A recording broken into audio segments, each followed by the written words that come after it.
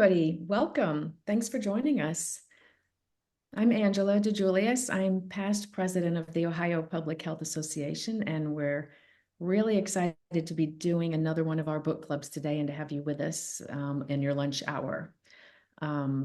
We started the book club a few years back with the realization that, there are great stories behind public health science, and it's really fun to take the time to dig into those stories and discuss them with like-minded colleagues. I think for some of us, this would be fine to do in our homes in the evening with a glass of wine, but we can't have a group this large in that way. So it's great to be able to do this with technology over Zoom with all of you, wherever you are geographically located. So we've done some great books. Today, the book that we're going to discuss is The Immortal Life of Henrietta Lacks, possibly one that you've read before in another setting. But even if that's the case, I think you probably enjoyed reading it again. And even if you've never read it, I think you're going to enjoy today's discussion. Our moderator today is Dr. Erica Trappel. Welcome, Erica. Thanks for being with us. I'll give you a little background on Dr. Trappel. So she is a behavioral epidemiologist who studies what shapes people's health and how we can build stronger, more equitable communities. For more than a decade, she's worked side by side with local organizations and residents to design and evaluate programs that help prevent chronic disease and make healthier choices the easier choice for everyone. Much of her work has focused on tobacco use, especially cigars and cigarillos among youth, and her findings have helped guide national policy through the FDA's Center for Tobacco Products. She also studies how issues like income, race, and identity affect health behaviors and access to care. Dr. Trappel is deeply committed to addressing health disparities and strengthening trust between health systems and the communities they serve. So studying tobacco, cancer screening, her approach is rooted in partnership, ethics, and the belief that trust in public health comes from listening and learning with the people most affected. Dr. Trappel received her doctorate in epidemiology from Case Western Reserve, where she holds an appointment at the School of Medicine, as well as the Comprehensive Cancer Center. So I'd like to welcome you and thank you, Dr. Trappel, for joining us today and leading our discussion of The Immortal Life of Henrietta Lacks. The book was published in 2010, but definitely has a message that still resonates today. One more thing before we start, I'd like to note that if you are interested in the CE, 1 hour of CE nursing credit, there's a message in the chat with details on how to secure that. So go ahead and do that. And I'll let Dr. Trappel take it from here. Thanks. Thank you, Angela. Thank you for that kind introduction. And just thank you to the Ohio Public Health Association for inviting me to be a part of this discussion today. As you just reflected, this book has been out for quite a while, but the lessons and the stories feel more relevant than ever. And I think there is always a certain value in finding easy ways to understand history and context that makes these lessons much more accessible and give us all a different way to maybe think about how they can influence the work that we approach. So I'm happy to be a discussant with you all today, and I hope that this will be more of a conversation and an active discussion, not just listening, because I feel like I'm here with 26 of my new closest friends to talk about this, because I think we all have similar goals in our work and practice. And while I predominantly engage in research, all of my research is really based on practice, right? And thinking about how we can engage in the best possible practice to have the best possible impact on those we serve. And so much of what is in this book continues to resonate. I was sharing before this call that getting back into this book again, right, these messages carry through, they carry forward. And so to start us off, I wanted to read two quotes directly from the book that I think sort of capture the essence of this book to me, and then we can move on a little bit. But the first is the introductory quote from Elie Wiesel, which is, "We must not see any person as an abstraction. Instead, we must see in every person a universe with its own secrets, with its own treasures, with its own source of anguish, and with some measure of triumph." And so just, we must not see any person as an abstraction, I think is just so profound and impactful. And then from Deborah, Henrietta Lacks's daughter, from part of her opening, it's the last paragraph. But I always have thought it was strange. If our mother's cell's done so much for medicine, how come her family can't afford to see no doctor? Don't make no sense. People got rich off my mother without us even knowing about them taking her cells. Now we don't get a dime. I used to get so mad about that to where it made me sick and I had to take pills. But I don't got it in me no more to fight. I just want to know who my mother was, right?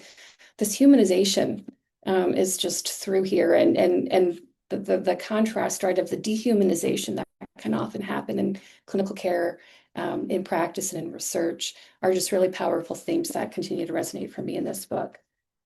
Um, so I hope that most of you were able to read through much of the book, but I wanted to start with just sort of a recap of the story um, before jumping in. And I'll give you just a sneak peek after I give the quick overview of sort of the background. I'd love to hear in the chat or even have people come off of mute if you're comfortable and sharing the parts that resonate most with you.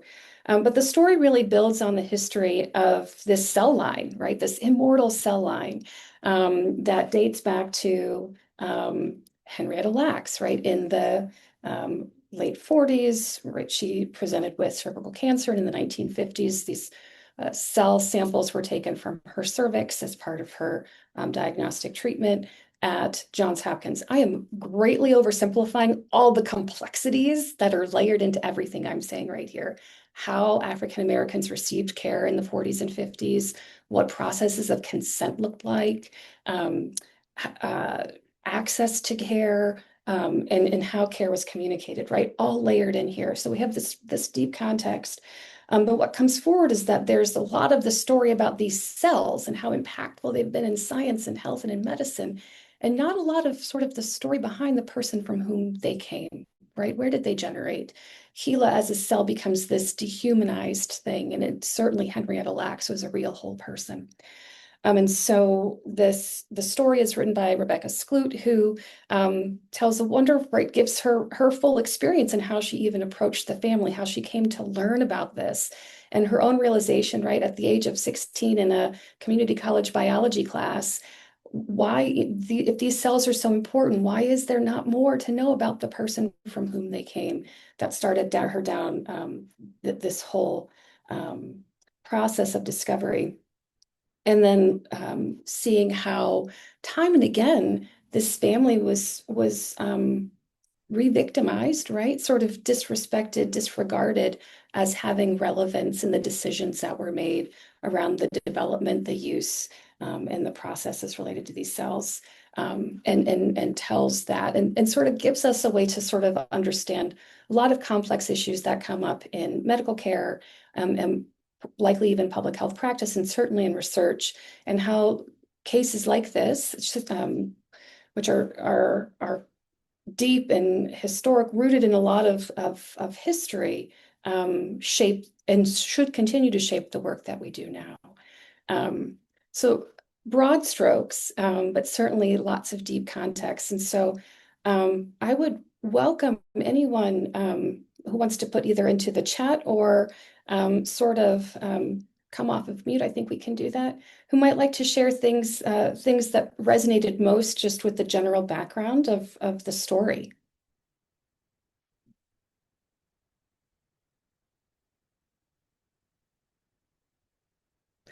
While you're doing that, I'll make one other comment.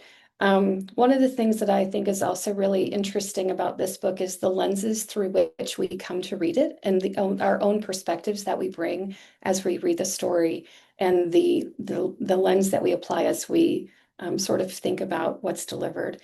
Um, in some of my early reading of the story, a lot of the conversation was in the context of research. What as researchers should we be taking away from the story?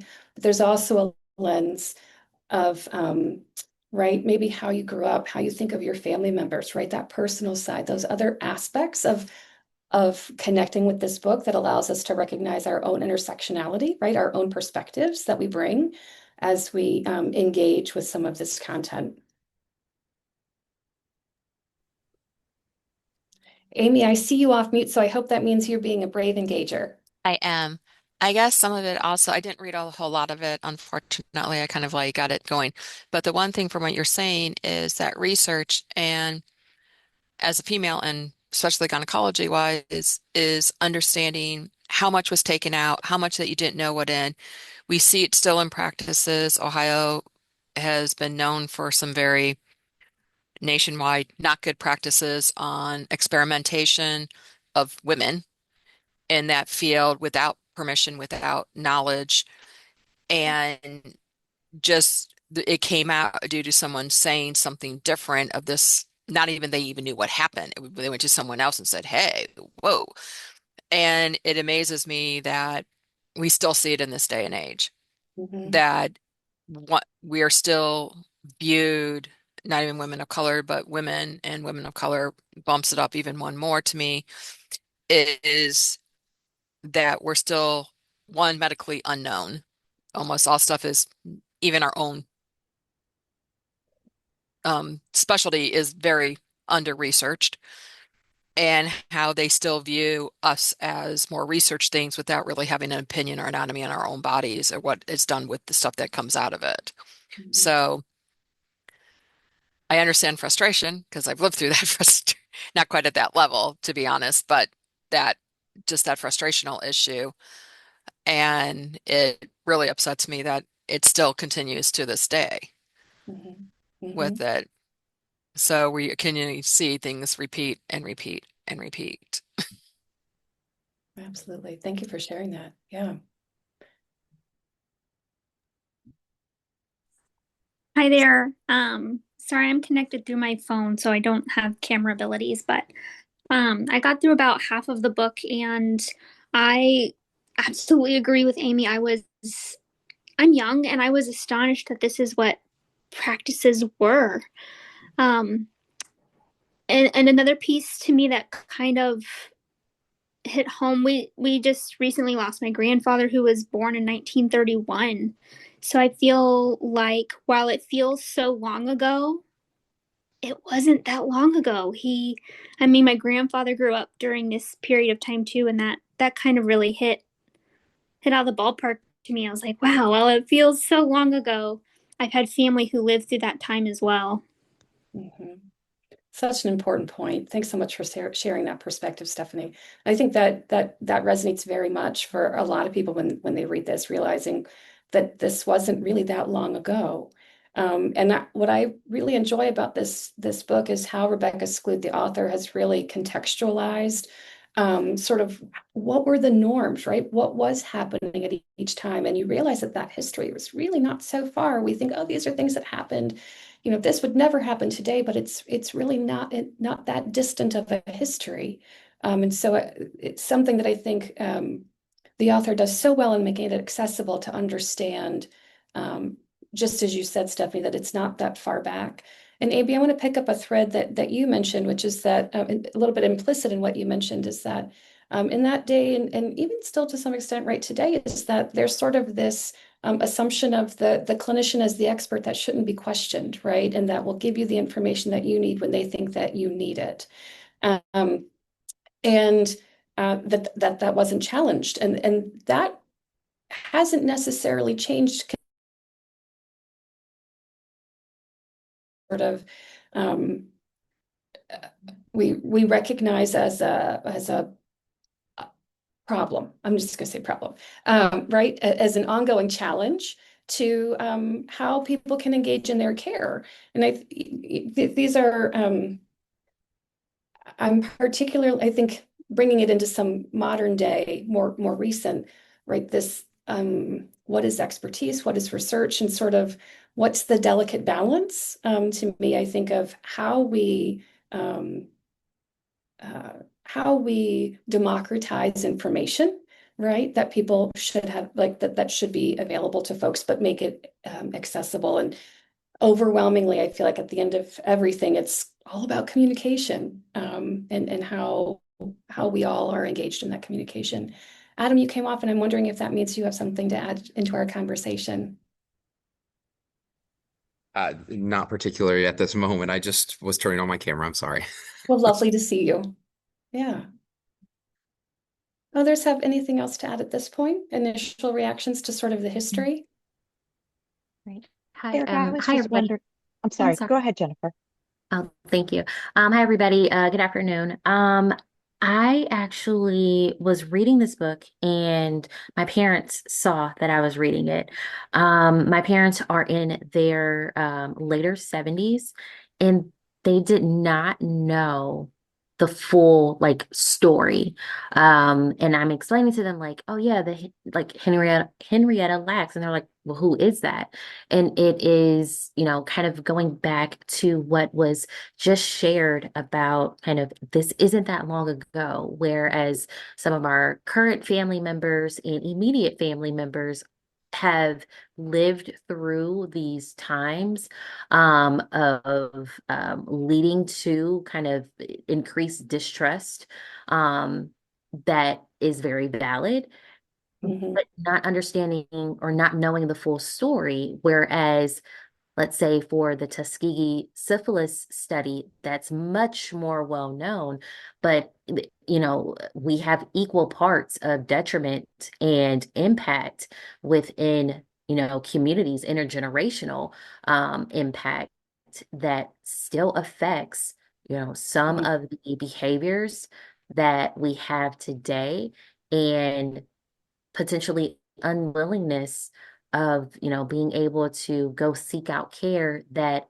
is deserved. Hmm. It should be without a thought of, okay, I can go see, my OBGYN, my pathologist, or, whomever. But we have stories like these that are not as well known. Hmm. Um, and even you mentioned that this book is dated back to 2010. You know, where where was that story lying with so many people? And it was just, I'm sorry, I'm losing my words because it's just so much to try to encapsulate in a moment, but it was very telling of what is still happening today. Let's put it that Yeah, yeah. Well, Jennifer, first, it's nice to see you way. You here on the call. And yes, agree 100%. I think and thank you so, so much for sharing that perspective and the reaction and discussion with your family. Um, I, I can say from my academic science lens, it felt like when this book came out and when the stories were like it was all over the place. But that was the lens and the space that I was in. And I appreciate what you're saying is where was that story made accessible for everyone else? And is it only through this book and how? And also the reflection that it really does encapsulate right?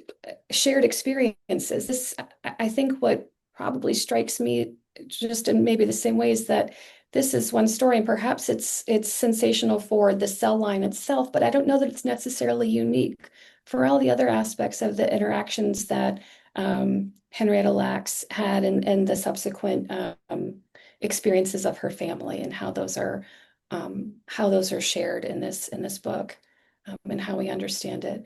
I think it also we have a sense of responsibility of not just saying, okay, I've read Henrietta Lacks and I understand. I know that there were some problems in the past, right? That I don't think that's really the intention or the opportunity that this book gives. I think it um, hopefully opens our eyes as we collectively share that this is a recent history that is still traveling through generations in our society that still plays out, that is still part of discussions, and there are probably many more people who have had these exact experiences that then share that build sort of that sense of trust, mistrust with all of these institutionalized systems that are to the detriment of people's health.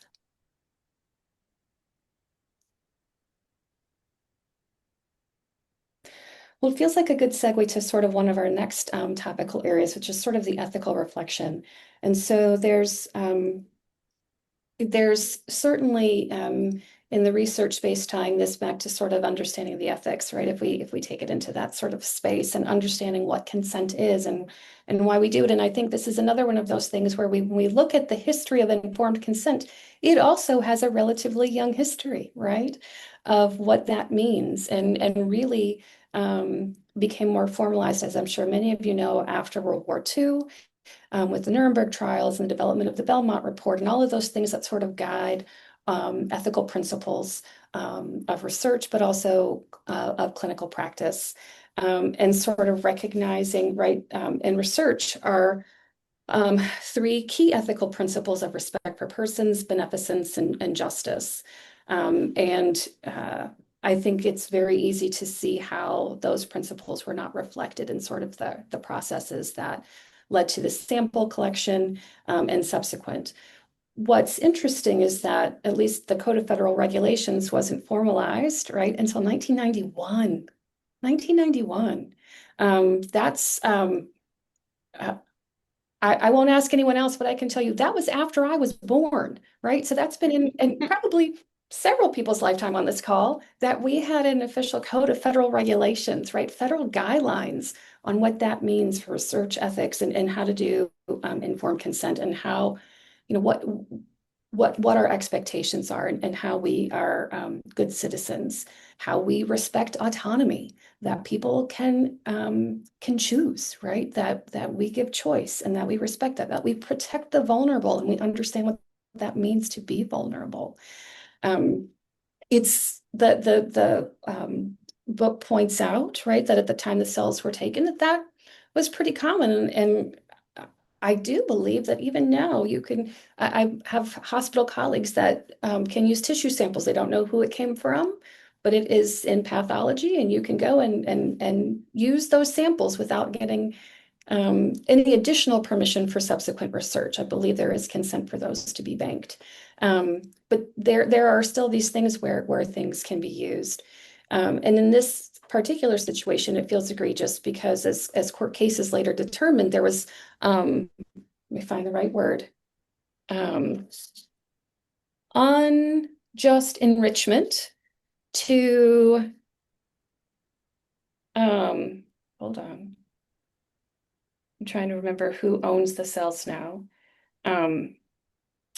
And I'm not going to spy, right? There was undue enrichment to the pharmaceutical company that now sells these cells, right? And to the detriment of and without benefit to Henrietta Lax's family. Who's had the sheer pleasure of writing an IRB protocol and being involved in informed consent? Yeah. Yeah. I see a couple of it's hands. arduous, and when you go through that process, you know you're doing it for the right reason. Yeah. And but again, as you mentioned, tissues that are otherwise going to be discarded and have already been de-identified, on the surface, what's the harm in using them for research, right? Yeah. So I have, there's a whole field of bioethics, and I have colleagues in this department, and I appreciate that they spend some time helping to make sense of these things. And I think oftentimes I do behavioral trials. I'm not, taking people's blood. I'm not taking people's tissue. I'm not trying to generate something that's generating revenue. But it's still so important to consider all of those principles, right, of autonomy. It can be easy to say, well, we're trying something that is going to be good for people, and we're just asking a couple of questions. How much harm can that really cause? And so what it does is it puts the benefit to science ahead of personal autonomy. And we live in a society, right, where we have collectively agreed on the value of autonomy and the ability to choose to participate and to be willingly a participant in advancing science. There's several statements in the book that regularly resonated with me, which is something along the lines of, all of these scientists saying back to the family, well, you should be so excited and so proud of what Henrietta, what your family member did and contributed to science. And they're like, we just wanted our mom, right? They weren't thinking about the greater good of everyone in the world. They wanted to see that their family member was put first. And it is those sorts of situations that create that uncertainty, right? That feed into perpetuations of mistrust that say, perhaps you're putting me or my loved one at risk by asking me to be in a trial because you're more concerned about how it's going to benefit everyone and not necessarily my family member. And again, because we have examples like not just this one, but certainly of others,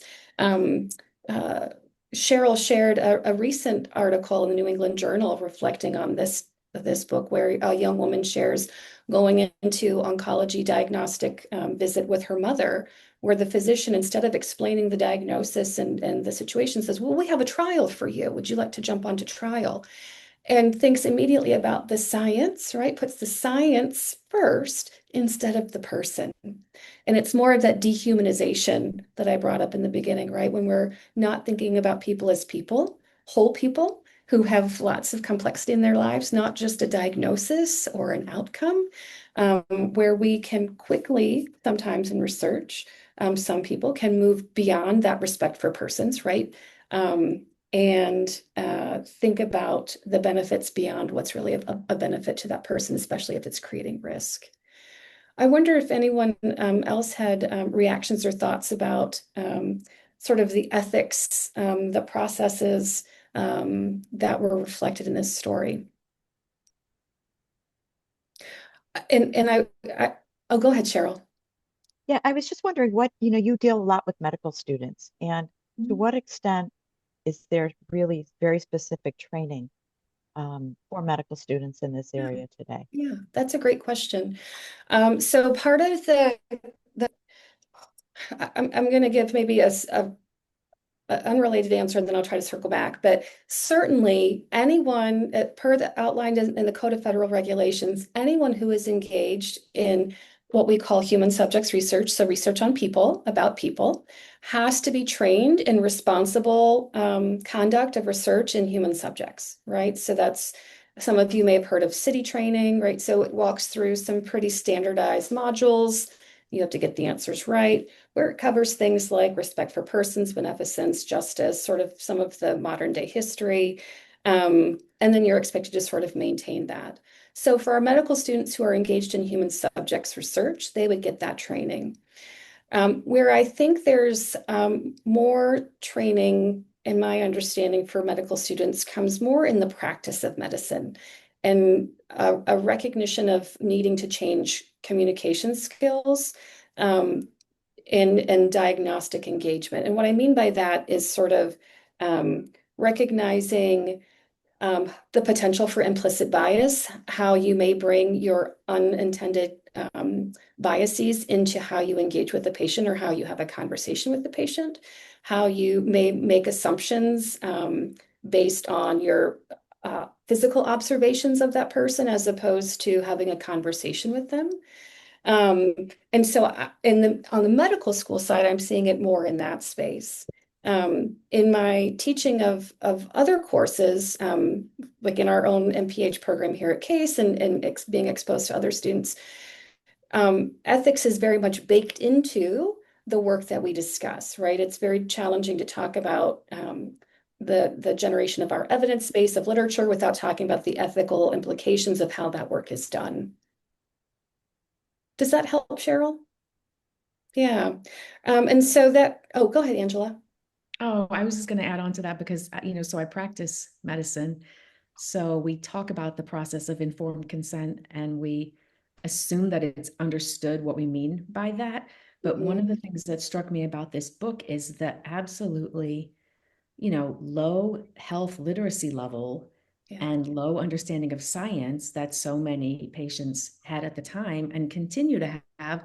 And so I think it's sort of a leap of faith for us to assume that we've obtained informed consent. Because Yes. I think in many cases, patients really don't understand what we're saying. That was probably the case in this book. Yes. But it's Yes. probably still happening a lot. And Yes. that's a critique of us as a society that we really don't have an educational process. I don't think that teaches people how to discern and interpret science. Not that everyone needs to be scientists, but some basic literacy in that area. Yes, and here's a bit of my academic or research pessimism, right? And I won't assume that this is true for every person's organization, but it has been true for the organizations that I have been familiar with or exposed to. That is, oftentimes it feels like those informed consent documents are more to protect institutions than necessarily to protect individuals who are participating in research. And I remember just a personal example, but there I'm sure each one of you could think of something similar. I was my younger niece had a kidney cancer, had a tumor. She's doing very well. She's several years past, but when we were in the hospital with her, her provider dropped off a 30-page consent form to my brother and said, "Here, review this. We'd like to be able to, involve her in this trial." And my brother looked at me, knowing what I do, and he said, "What do I do?" I'm like, "I'll look at it for you, and I'll give you the highlights," right? But in these situations that are oftentimes, right, particularly in the midst of treatment, care, diagnosis, where the stakes are already high, where the cognitive burden is high, um, what should be our expectations around informed consent, the ability to kind of understand and interpret that language, make sense of what that means. Has anyone read a HIPAA disclosure lately? I'm not sure what it's for, but sometimes if I'm doing things with patients, I know I'm supposed to put it on there. And we've asked our IRB, help us come up with simplistic language so that we can explain why we have to put this language in here and what it means, right? Because just as you said, Angela, there's this additional cognitive burden, there's a literacy level, but I think there's also recall in the moment, right? Someone can understand what I'm asking. And then when I follow up in 3 months, oh, it's time for your 3-month follow-up. What? Did I agree to that? I don't remember. Right. And so there's this assumption, well, they signed the consent form, so they must understand what we've asked them to do. And I think there's some additional complexity that comes into play. And when we think about this story particularly and the history of the time, right, certainly the structural racism that was embedded in clinical care and in research and in autonomy, right, that it was absolutely lacking, that there was this perception of because someone's coming to Johns Hopkins and they're poor and Black, that of course we can do this because right, because we're providing this service, and so this is sort of the contribution back, or recognizing that yes, there was a signed consent form, but instead of the disease, it had her name, right? So there was a clear lack of understanding of the form, but the signature was present, and so we have checked the box. And so to what extent do we see that we have checked the box at the expense of the person who we hope benefits from the thing that we've asked them to participate in?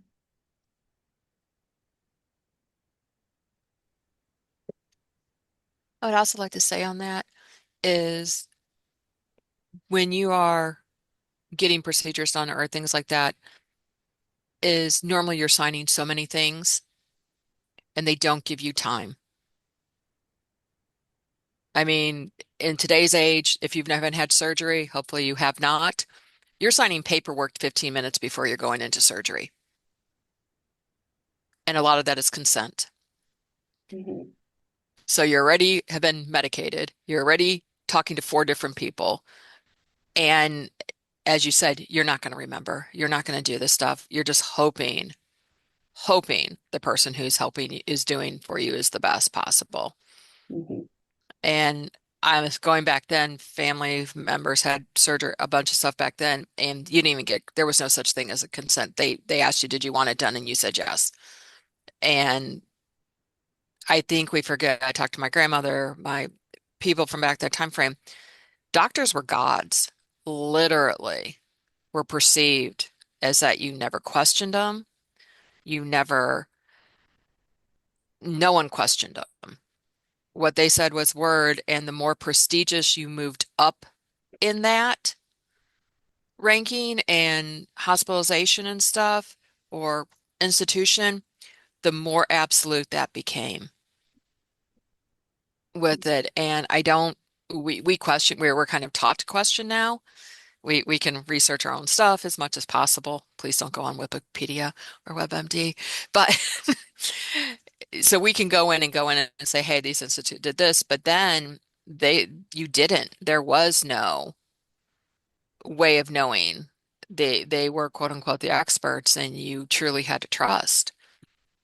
Mm-hmm. And you didn't question. I mean, that was drilled into heads that you did not question.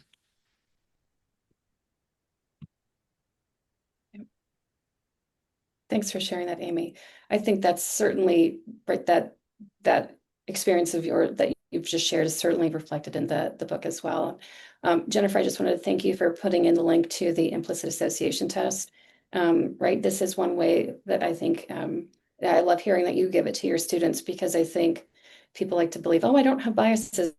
Inherently, in the way that we are raised, we don't recognize how we may be shaped by those.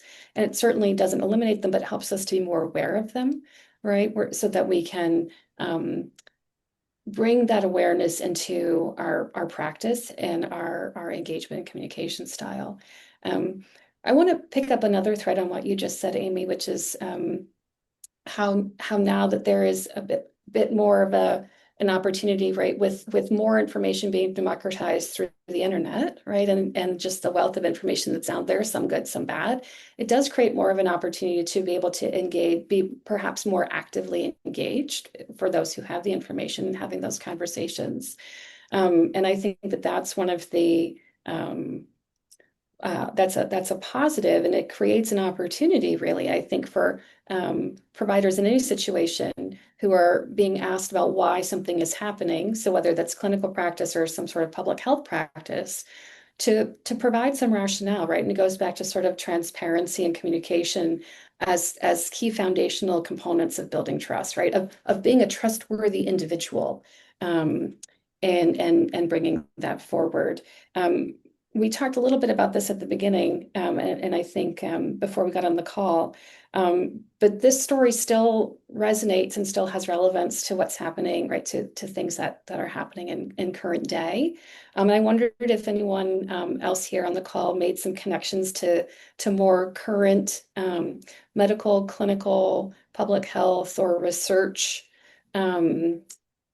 experiences, ideas, or things that you're observing that you might want to share.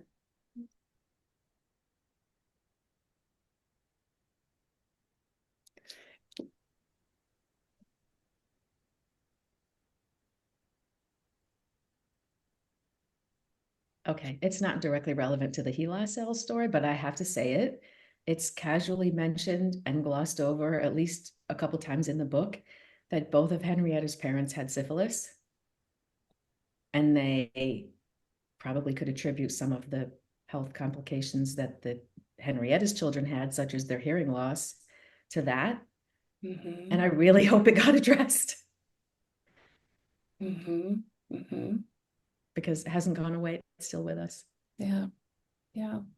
Aside from the HeLa cell line issue. Absolutely. But possibly just another example of inequities in care, really. Mm-hmm. And I think we do still hear those stories, right? About there was something around her medical record of missed an appointment, didn't come, right? Just this the the challenges that I think still exist for many people in being able to get to the care at the place that the care is with the time that the care can be given. That doesn't necessarily work in everyone's lives, and in ways that aren't necessarily always accessible. One other theme that jumped out to me, and Jennifer, you hit on this a little bit ago, talking about sort of this historical and perpetuated mistrust. Right, we see trust also going in different directions with in the current federal landscape with mistrust of science, right? That has sort of emerged since COVID. And certainly in public health, how we navigate those conversations to put forward and support appropriate information and rebuild the public's trust in public health science, rebuild, maintain, rebuild in public health science, even in recommendations, right, that are coming in that have impact in public's health. And personally, I think about how, right, what are we setting up as far as not just current day impact, but generational impact, right, and loss of trust in science, in healthcare, and in public health, and how might we position ourselves to be trustworthy? And what does that look like? Here for me, right, I think the author tries to give some right, implicit examples of how she built trust, how she tried to build her trustworthiness with family members.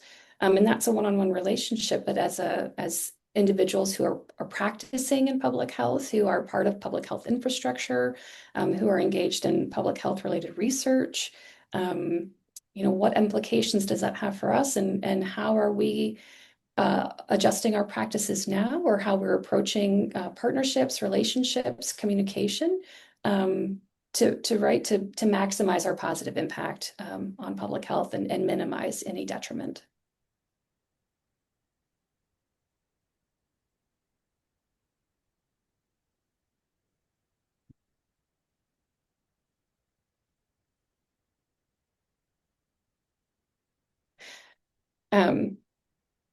I'll leave that there because perhaps that's a bit heavy for a noon book discussion. I've talked with Cheryl Davis, and I know each other from the Case Comprehensive Cancer Center's Community Advisory Board. We've known each other for a few years and have had some of these separate conversations. And so if you're not, I hope you do start to think a little bit about the opportunities we have in both practice and research to build our own trustworthiness as individuals and in the field to ensure that we're positively impacting the public's health. And I say that without any partisanship. I think that is just something that is inherent in our values as public healthers. So I'd love to move on to a couple of other discussion questions for the group as we sort of wrap up our last 15 minutes or so together. And if there are other questions or topics that any of you would like to hit on, please feel free to add those to the chat. And we'll visit those. So thinking about, there are a lot of ethical dilemmas that have arisen that come up in this book. What are some of the ethical issues that you all feel like you're dealing with in your current public health practice, or what you anticipate you may come into in your future career?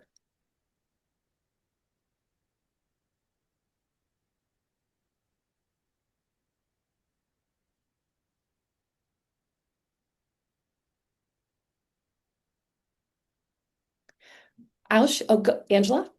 Well, I was typing, but nobody else is jumping in. So I'll go ahead and jump in back to the trust question. And it was something that really struck me throughout the book was some of the rumors about what had happened with Henrietta's cells that the family were hearing that were, to us, were completely implausible. Yeah. Like cloning her with a mouse, turning her into a Tyrannosaurus Rex hybrid or something. I can't even remember what they were. Completely implausible.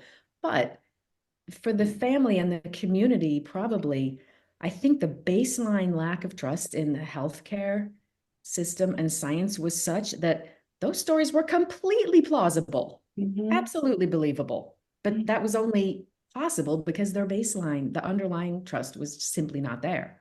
Yeah. Yeah. Not only that, but not necessarily knowing who to go to ask that could answer for them. Cheryl, do you want to contribute? Yeah, and I was also going to add I don't think we can underestimate the importance of having healthcare professionals who look like the communities they're serving, because that's it's one way to build trust. And unfortunately, that's not always available. Yeah. And I think it's also a way to minimize the amount of mis and disinformation. I think in my years of doing community partnered work, one of the things that I've really come to appreciate is that information, right? Facts, knowledge is capital. And we sort of hoard it in academic institutions, right? And even in other spaces. And that sharing of information, right? Just the opportunity to have a conversation to sort of demystify some of these things, because Angela, the same comment that you just made about the cloning has come up in some of the work that I've been involved in promoting genetic screening for cancers, right? And this concern that, if you take my blood, you're doing genetics, you're going to clone me, right? And having to sort of take a step back and not dismiss it, but sort of say, like, where does that come from? Let's have a conversation about that. Because if one person is saying it, then probably 5 to 10 more are thinking it and just haven't said it out loud, or haven't said it in a place where I would hear it. So what's our opportunity in doing this work if we hear these sorts of things to say, tell me more about that. I want to sort of understand how you got there. I hear a lot of similar things around mRNA, right? When we talk about vaccines and sort of the misinformation or misunderstanding around the science of these things. And this science can get really complex, right? I talked to some of my sort of basic science colleagues. I'm like, you're going to have to really break it down because even with a PhD, I don't understand the words that are coming out of your mouth, but I'm sure it's really impressive. But when you make it inaccessible, right, for whatever reasons, you're not being as impactful, right? You're not sharing that information. Why? And it feels like you're keeping it secret, right? And so the message is that that information is not for you, when really this information should be for everyone, right? Everyone who wants to understand it and everyone who has a reason to be asking about it. Yeah.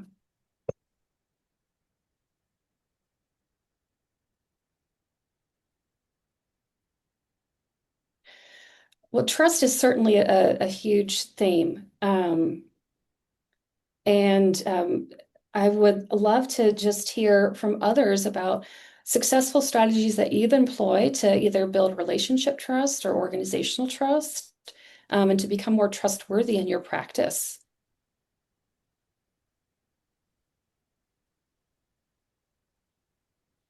Steph, go Yeah, ahead.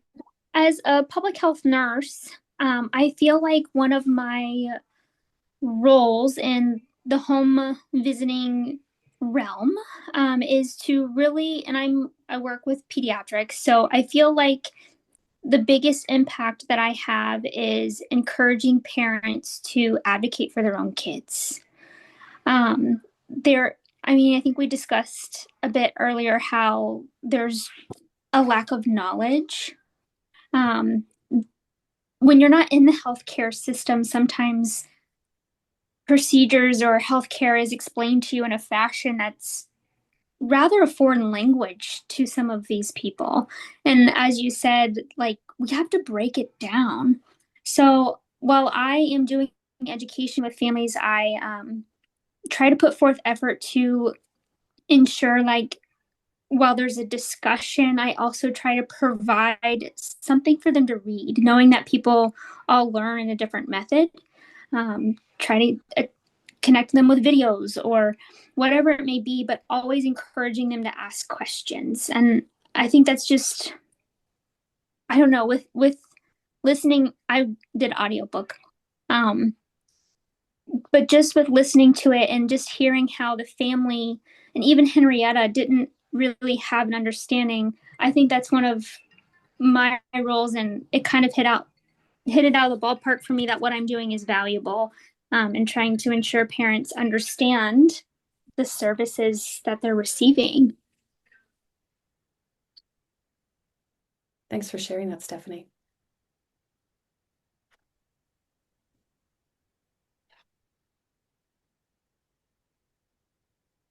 I'm going to take us back to one of the opening quotes, because I think this has also been pretty paradigm shifting for me personally, is the reminder to think about a person as a whole person, right? And not just dealing with whatever issue we might be talking with them about. I recently have been involved in a program that's looking at how to promote prostate cancer screening among Black men, and some of it's knowledge, right? Some of it's understanding, what the prostate is, but some of it is also just understanding what are men's motivations, right? Beyond health, what else is going on in their lives? Where does this sort of fit? And I think that likely resonates with the conversations that you have, Stephanie, right? When you can ensure that there's an understanding, then there can be clarity of how that fits. I when I was teaching, I used to regularly tell a story about my own mother-in-law who was dealing with some chronic disease issues, and I made some peppers. I'm like, oh, have some vegetables. And she said, vegetables won't fix my carburetor, Erica. And I'm like, I don't think you have a carburetor, but I also don't understand why your car is relevant to eating vegetables and me trying to help you with your health. And when I could step back from that oddity of the conversation and actually was prepping my course, I'm like, oh, wait, this is because where she was at that moment was not thinking about this health thing, right? Her priority at that moment was this other thing, her car, and how it was going to need to take time to get it fixed and get her to this thing. And where health sort of fits in there is not anywhere, even though for me, it's like, of course, health should be your number one priority. So that's another place where I think, and probably many of you are like, well, yeah, of course. But for me, that was very much a shift to be thinking about whole person, right? Whole person and person centered, right? How are we doing this best for what meets the needs of the people that we have services for or have information for? Information, right? From all behavior change, knowledge is necessary potentially, but insufficient, right, for change. We know that oftentimes people need that information, but that's not sufficient to actually get to the change that we want. And um, that through communication, sort of understanding where people might be, that builds that trust to enable people to perhaps think about their readiness for those decisions. Yeah, and Erica, I recall an article that was lead author was Dr. Monica Hooper she was from CASE, and she led a listening tour of Cleveland neighborhoods and to get input. And one of the things that came out of that article, it seems just so basic, but it was going back to the community after you've taken surveys of people and asked for their input to go back to a community and to explain what you learned and to share that information. And again, it's such a basic thing, but it's when you're Mhm. talking about building trust, that's one of the ways that you can do that in any kind of practice, I think. Mhm. Mhm. I think one of the other key messages from that, which resonates with the quotes that we started with, right? People just want to know that you see them as a person, Person. Yeah. right? That I'm a person first. You see me as the person, not the behavior you're trying to change or the disease you're trying to diagnose. But I'm a person. I'm a whole person. I want you to engage with me as a person. Yeah.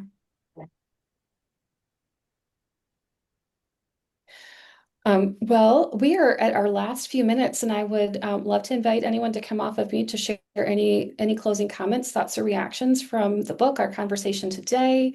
Um, uh, Yeah, Loretta dropped something in the chat. She had just heard a story on NPR about a King County, Washington public health practitioner who creates cartoons to educate people. And yeah, this has been an effective way to share knowledge and very creative. Thank you for that, yeah, Loretta. thank you. I've Um, seen some of that work. It is yeah, good. I think we also have some colleagues down in the Cincinnati area, I think, who are using sort of the comic book approach for cancer clinical trials. I think I've heard of some colleagues at Kent who are using comic books in HPV vaccinations, right? So these more accessible, right, modes of communication that are engaging can be great ways to share information.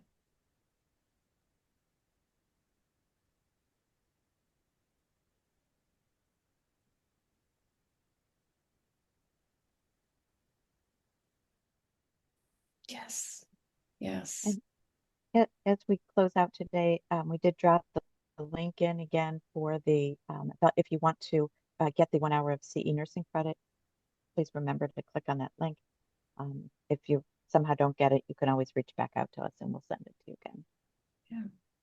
And then I would also put out a call if anyone has great ideas for books that would be appropriate for a following book club. We do this a couple times a year. So if you have any great ideas of something you've read recently, we usually do nonfiction, but usually great stories.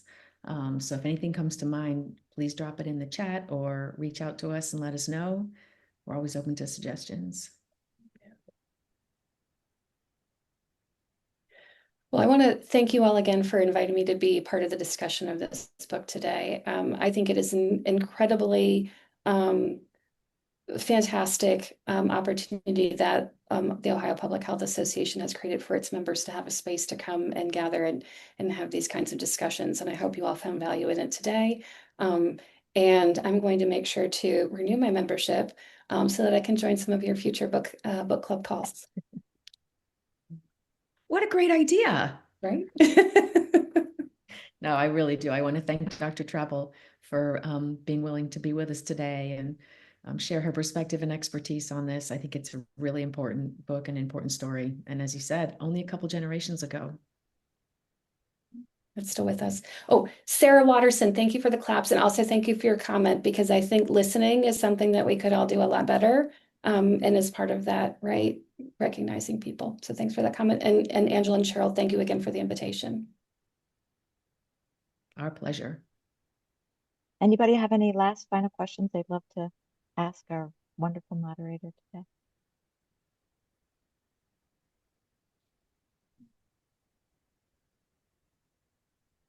Well, thank you on a personal note, Erica. Thank you for the opportunity to know you in this venue and in our work at the CAB.